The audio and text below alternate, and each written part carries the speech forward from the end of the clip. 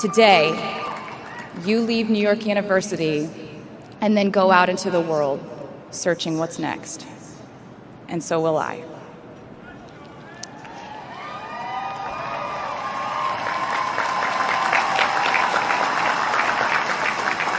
So as a rule, I try not to give anyone unsolicited advice unless they ask for it. I'll go into this more later.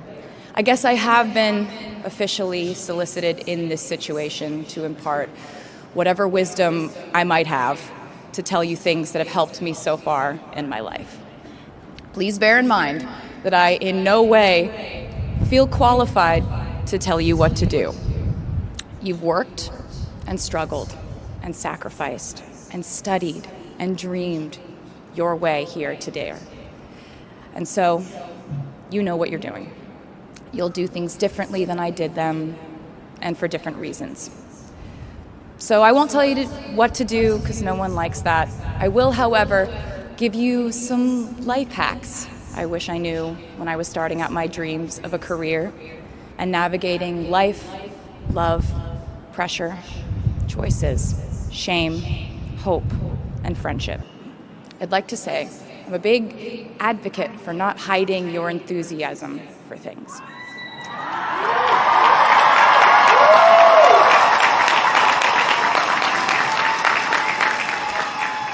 It seems to me that there is a false stigma around eagerness in our culture of unbothered ambivalence. This outlook perpetuates the idea that it's not cool to want it, that people who don't try are fundamentally more chic than people who do. And I wouldn't know because I've been a lot of things, but I've never been an expert on chic, but I'm the one who's up here, so you have to listen to me when I say this. Never be ashamed of trying. Effortlessness is a myth. The people who wanted it the least were the ones I wanted to date and be friends with in high school. The people who want it the most are the people I now hire to work for my company.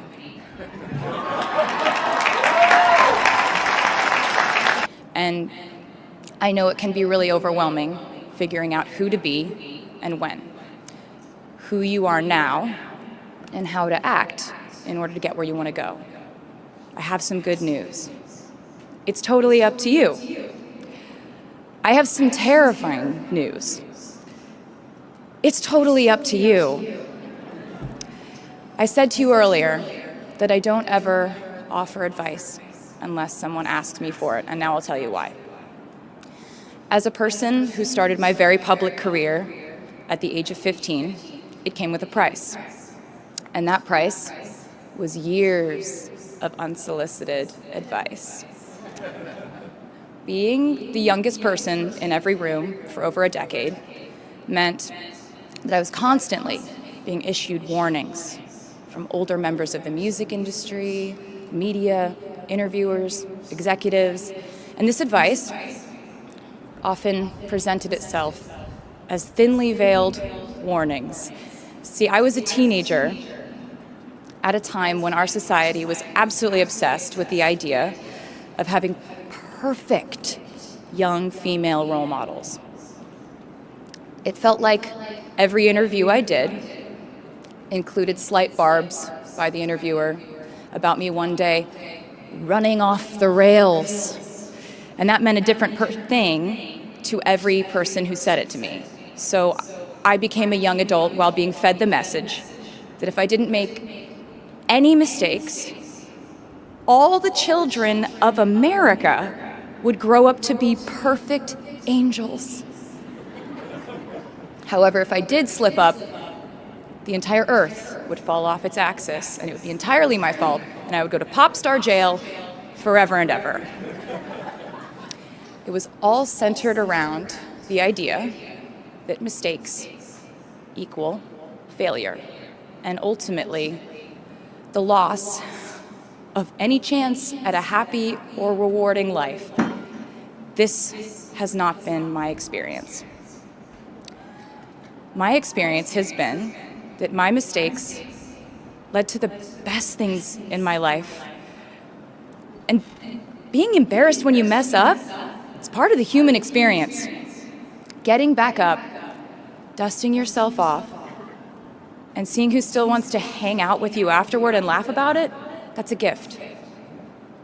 The times I was told no, or wasn't included, wasn't chosen, didn't win, didn't make the cut, looking back, it really feels like those moments were as important, if not more crucial, than the moments I was told yes.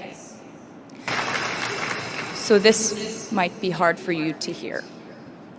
In your life, you will inevitably misspeak, trust the wrong person, underreact, overreact, hurt the people who didn't deserve it, overthink, not think at all, self-sabotage, create a reality where only your experience exists, ruin perfectly good moments for yourself and others, deny any wrongdoing, not take the steps to make it right, feel very guilty, let the guilt eat at you, hit rock bottom, finally address the pain you caused, try to do better next time, rinse, repeat.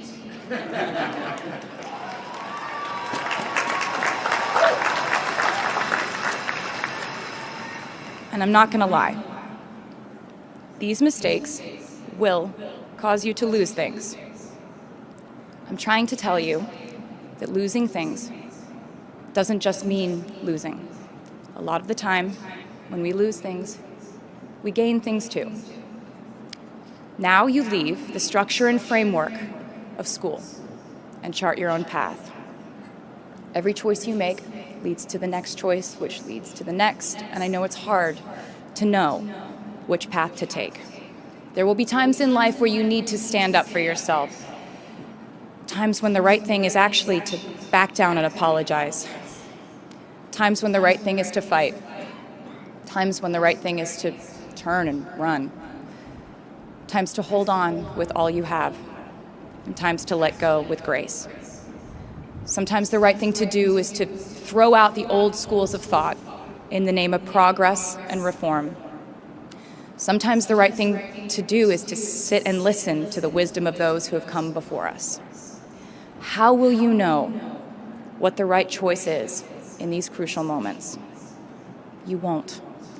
How do I give advice to this many people about their life choices? I won't. The scary news is you're on your own now. But the cool news is you're on your own now.